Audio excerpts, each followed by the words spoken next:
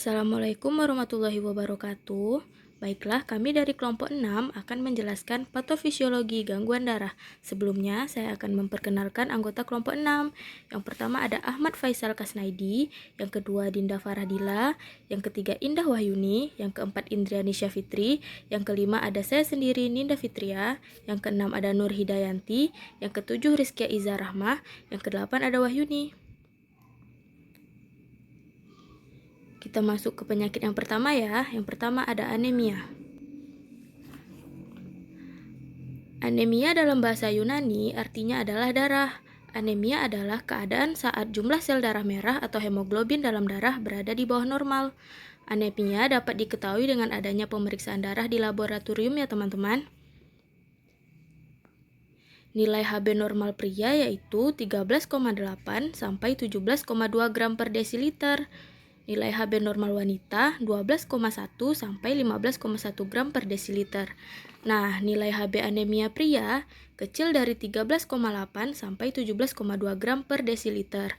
Nilai Hb anemia wanita yaitu kecil dari 12,1 sampai 15,1 gram per desiliter. Nah, sekarang kita masuk ke klasifikasi anemia nih. Yang pertama ada anemia defisiensi besi, 62,3%. Anemia ini disebabkan oleh kurang gizi, kurang zat besi, bahkan kehilangan darah karena haid dan selesai persalinan. Yang kedua ada anemia megaloblastik, 29,0%. Anemia ini berbentuk makrositik, penyebabnya adalah kekurangan asam folik dan kekurangan vitamin B12, tetapi jarang terjadi. Anemia hipoblastik 8,0%. Anemia jenis ini disebabkan oleh hipofungsi sumsum tulang membentuk sel-sel darah merah baru. Nah, yang terakhir ada anemia hemolitik 0,7%. Anemia jenis ini disebabkan penghancuran atau pemecahan sel darah merah yang lebih cepat dari pembuatannya. Tanda dan gejala anemia. Yang pertama yaitu penyebab anemia biasanya karena pendarahan yang berlebihan. Gejalanya yaitu kulit wajah terlihat pucat, kelopak mata pucat, ujung jari pucat, terlalu sering dan mudah lelah, denyut jantung menjadi tidak teratur, sering merasa mual, sakit kepala, kekebalan tubuh menurun, dan sesak napas. Nah, penanganan dari anemia itu sendiri yang pertama yaitu konsultasikan ke dokter jika merasakan gejala-gejala anemia. Yang kedua, dokter akan memberikan obat sesuai anemia yang dialami. Yang ketiga, pemulihan biasanya selama 6-8 minggu dengan tetap meminum suplemen. Yang keempat, bila anemia karena penyakit tertentu, maka solusinya adalah menyembuhkan penyakit tersebut. Yang kelima, jika anemia kronis bisa dibantu dengan transfusi darah.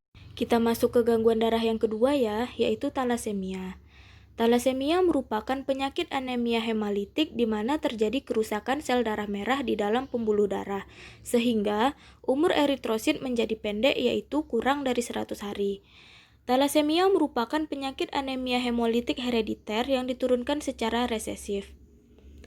Klasifikasi talasemia yang pertama yaitu talasemia alfa, gangguan pembentukan rantai alfa yang disebabkan oleh delesi pada gen alfa globin pada kromosom 16, non-delesi seperti gangguan mRNA pada penyambungan gen yang menyebabkan rantai menjadi lebih panjang dari kondisi normal. Faktor delesi terhadap 4 gen alfa globin dapat dibagi menjadi 4 yaitu delesi pada 1 rantai alfa, delesi pada 2 rantai alfa, delesi pada 3 rantai alfa, dan delesi pada 4 rantai alfa. Yang kedua ada talasemia beta yang disebabkan oleh mutasi pada gen beta globin pada sisi pendek kromosom 11. Secara klinis, talasemia dibagi menjadi dua golongan, yaitu talasemia mayor dan talasemia minor. Talasemia mayor terjadi bila kedua orang tuanya membawa gen sifat talasemia. Gejala penyakit muncul sejak awal masa kanak-kanak dan biasanya bertahan hingga umur 2 tahun. Penderita bercirikan lemah, pucat, perkembangan fisik tidak sesuai dengan umur, berat badan kurang. Talasemia minor yaitu digunakan untuk orang normal namun dapat mewariskan gen talasemia pada anak-anaknya ditandai oleh splenomegali, anemia berat, bentuk homozigot.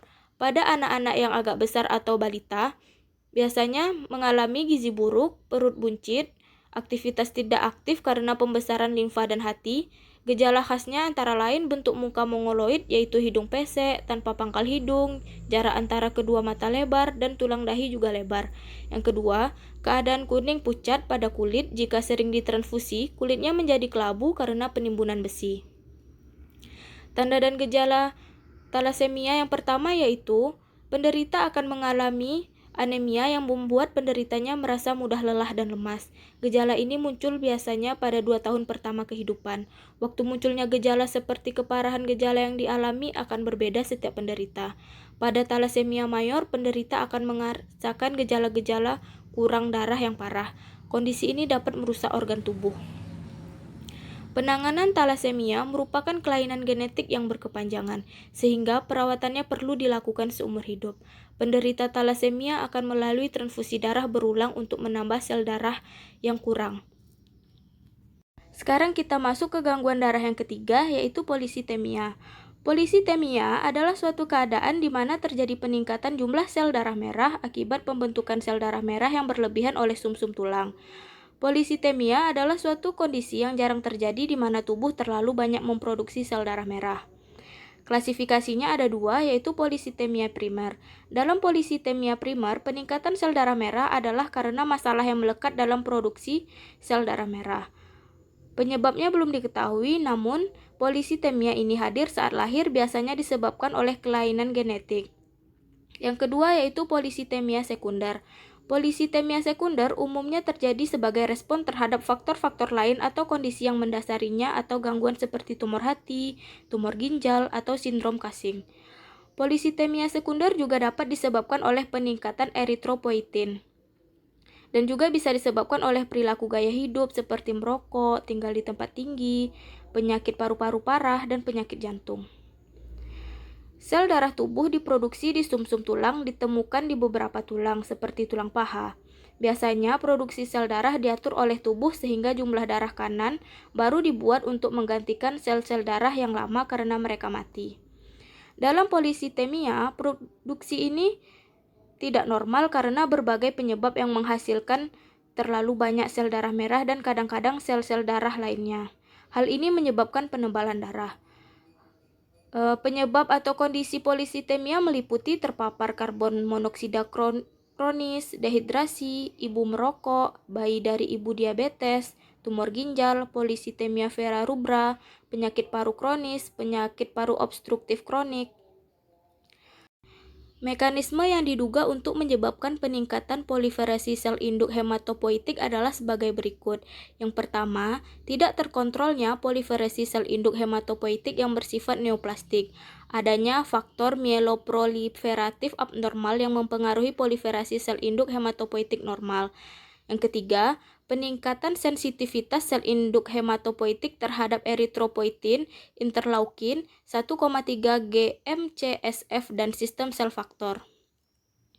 Adapun perjalanan klinis polisitemia yaitu yang pertama, fase eritrositik atau fase polisitemia. Fase ini merupakan fase permulaan. Pada fase ini didapatkan peningkatan jumlah eritrosit yang dapat bertanggung jawab 5-25 tahun. Pada fase ini dibutuhkan flebotomi secara teratur untuk mengendalikan viskositas darah dalam batasan normal. Yang kedua, fase burnout atau terbakar habis atau spent out atau terpakai habis. Dalam fase ini, kebutuhan flebotomi menurun sangat jauh atau pasien memasuki periode panjang yang tampaknya seperti remisi. Kadang-kadang timbul anemia, tetapi trombositosis dan leukositosis biasanya menetap. Yang ketiga, fase mielofibrotik. Jika terjadi sitopenia dan splenomegali progresif, manifestasi klinis dalam perjalanan klinis menjadi serupa dengan mielofibrosis dan metaplasia mieloid. Kadang-kadang terjadi metaplasia mieloid pada limfa, hati, kelenjar getah bening, dan ginjal. Yang keempat, ada fase terminal. Pada kenyataannya, kematian pasien dengan polisitemia vera diakibatkan oleh komplikasi trombosis atau pendarahan. Selanjutnya ada leukemia. Leukemia adalah kanker yang berasal dari sel-sel yang normalnya akan menjadi sel-sel darah.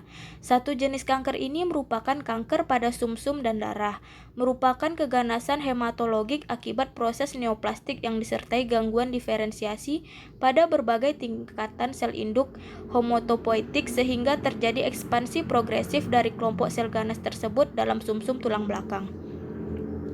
Klasifikasi leukemia berdasarkan jenis selnya ada 4, yaitu leukemia limfositik akut, merupakan tipe leukemia paling sering terjadi pada anak-anak. Leukemia mielositik akut, ini lebih sering terjadi pada dewasa daripada anak-anak. Yang ketiga ada leukemia limfositik kronis, hal ini sering diderita oleh orang dewasa yang berumur lebih dari 55 tahun. Leukemia mielositik kronis sering terjadi pada orang dewasa, dapat juga terjadi pada anak-anak namun sedikit.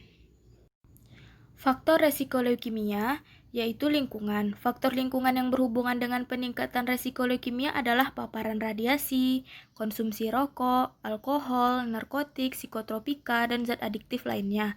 Yang kedua ada genetik. Anak kembar beresiko 2 kali lebih besar terkena leukemia jika kembarannya terkena leukemia sebelum usia 7 tahun. Yang ketiga yaitu penyakit kelainan genetik. Fanconi anemia, Bloom syndrome, ataksia telangiectasia, Down syndrome, Schwachman syndrome, dan neurofibromatosis meningkatkan insiden terkena AML. Agen infeksius yang masih belum diketahui, virus memiliki kemampuan leukemogenisitas untuk menginfeksi dan merubah sel prekursor B. Usia maternal dan paternal besar dari 40 tahun saat anak lahir meningkatkan resiko ALL. Yang terakhir BMI obesitas. Tanda dan gejalanya yaitu anemia atau gejala serupa seperti kelelahan dan pucat, kehilangan nafsu makan dan penurunan berat badan, kecenderungan untuk mudah memar atau berdarah, termasuk pendarahan dari gusi atau hidung, rentan terhadap infeksi seperti mudah sakit tenggorokan, sakit kepala, demam ringan, luka pada mulut, ruam kulit. Kelenjar getah bening yang membengkak biasanya di leher, ketiak, atau selangkangan. Rasa tidak nyaman di bawah rusuk di kiri bagian bawah yang disebabkan oleh pembengkakan limfa. Kadar sel darah putih yang sangat tinggi dan dapat menyebabkan masalah penglihatan karena pendarahan retina, ereksi berkepanjangan, perubahan status mental, dan stroke. Penanganannya secara umum yaitu kemoterapi, dilakukan dengan menggunakan kandungan kimia untuk membunuh sel-sel leukemia. Pemberian obat saat kemoterapi tergantung pada jenis leukemia yang diderita. Yang kedua, terapi biologi, untuk membantu sistem kekebalan tubuh mengenali sel leukemia yang menyerangnya. Yang ketiga, terapi radiasi dengan menggunakan X-ray atau teknologi lainnya untuk merusak sel leukemia dan menghentikan pertumbuhannya. Yang keempat, transplantasi sel induk. Prosedur mengganti sumsum tulang yang bermasalah dengan sumsum tulang yang masih sehat. Transplantasi bisa dilakukan apabila pasien menerima donor sumsum tulang dari orang lain.